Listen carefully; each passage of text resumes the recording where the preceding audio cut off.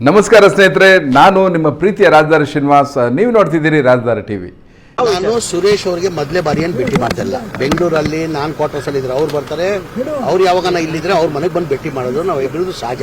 ತಿಂಗಳಿಗೆ 4 ಸತಿ ಭೇಟಿ ಮಾಡ್ತೀವಿ ನಾವು. ಎಷ್ಟು? ತಿಂಗಳಿಗೆ 4 ಸತಿ. ನೀವು ನೋಡಿರ್ಬೋದು, ಭಾಳ ಸತಿ ಅವ್ರು ನನ್ನ ಫೋನ್ ಮಾಡ್ತಾರೆ.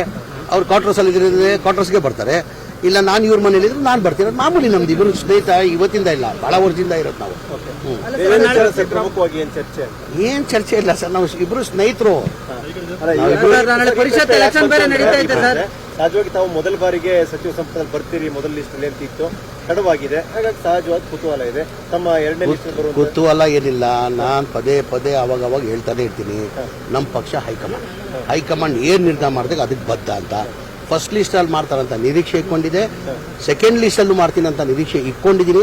ಮಾಡಿಲ್ಲ ಅಂದ್ರೂ ನನಗೇನು ಸಮಸ್ಯೆ ಇಲ್ಲ, ತೊಂದರೆ ಏನಕ್ಕೆ. ಪ್ರೊಟೆಸ್ಟ್ ನಾನು ಅಭಿಮಾನಿಗಳು ಮಾಡ್ತಾರೆ, ನಾನು ಮಾಡ್ತಾ ಇದ್ದೀನಿ.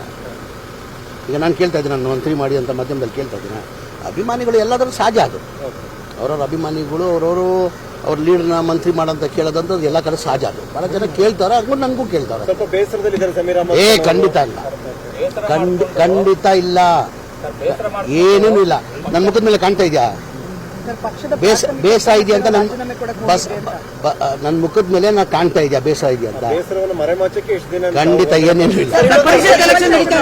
ಅಡ್ಡ ಮತದಾನದ ಆತಂಕ ಕೂಡ ಇದೆ ಅನ್ನುವಂಥದ್ದು ಐದೇ ಅಭ್ಯರ್ಥಿಗೆ ಇಲ್ಲ, ಆ ಥರ ಏನಿಲ್ಲ. ನಾವು ನಿನ್ನೆ CLP ಮೀಟಿಂಗು ನಾನು ಹೋಗಿದೆ. 140 ಜನ ನಾವು ಒಗ್ಗಟ್ಟಾಗಿದ್ದೀವಿ. ನಾವು 28 ಹಾಕೊಂಡ್ರು 5 ಅಭ್ಯರ್ಥಿಗಳು ಗೆಲ್ತಾರೆ. ನಮ್ಗೆ ಅಡಿಷನಲ್ ಏನು ಓಡಬೇಕಾಗಿಲ್ಲ. ಅಡಿಷನಲ್ ಏನು ನಾವು 140 ಇದೀವಿ. ನಾವು 140ಗೂ 28 ಹಾಕೊಂಡ್ರು ನಾವು ಎಲ್ಲ 5 ಅಭ್ಯರ್ಥಿ ನಾವು ಗೆಲ್ತೀವಿ. ನಮ್ಗೇನು ಸಮಸ್ಯೆ ತೊಂದರೆ ಇಲ್ಲ. ಯಾರು ಹೇಳಿದ್ರೆ ನಿಮಗೆ ಹೈಕಮಾಂಡ್ ಅಲ್ಲಿ ಕ್ಲೋಸ್ ಇದೆ ಅಂತ? ಎಲ್ಲಿ? ನಾನು ಕೇರಳ ಚುನಾವಣೆಗೂ ಹೋಗಿದೆ, ತೆಲಂಗಾಣ ಚುನಾವಣೆಗೂ ಹೋಗಿದೆ. ಪಕ್ಷ ನನ್ಗೆ ಏನೇನು ಜವಾಬ್ದಾರಿ ಕೊಟ್ಟಿದೆ ಆ ಜವಾಬ್ದಾರಿನ ನಾನು ನಿಭಾಯಿಸ್ಕೊಂಡು ಬಂದಿದ್ದೀನಿ. ಮುಂದೇನು ಪಕ್ಷ ಏನ್ ಜವಾಬ್ದಾರಿ ಕೊಟ್ಟಾರೆ ಅದು ನಿಭಾಯಿಸ್ತೀನಿ. ಅಗತ್ಯನೇ ಇಲ್ಲಲ್ಲ ನಮ್ಗೆ. ನಾವ್ ಹೇಳ್ದಿಲ್ಲ, 28 ಹಾಕೊಂಡ್ರು ನಾವು 5 ಜನನು ನಾವು ಗೆಲ್ತೀವಿ. ಬೇಕಾಗಿಲ್ಲ, 28 ಇದ್ರೆ ಸಾಕು.